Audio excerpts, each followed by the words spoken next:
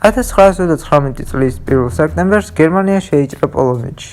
პოლონელების მიზანი იყო ბოლომდე გაეძლოთ და დაეცოთ დედაქალაქი, სანამ მოვიდოდა საფრანგეთის და ბრიტანეთის დახმარება.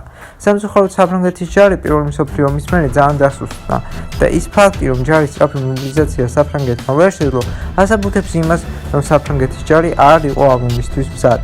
მიუხედავად ამისა, პოლონეთს ჰქონდა შანსი, რომ მტერი შეეჩერებინა და მიუხედავად ყველაფრისა, ჰიტლერი ვერ შეძლებდა პოლონეთის დაპყრობას. თუ არა ერთი ფაქტორი. 17 სექტემბერს საბჭოთა კავშირი ჩაება ამ ომში. პოლონელები კარგად იბრძოდნენ, მაგრამ ორი მონსტრის წინ პოლონეთი უზრული იყო.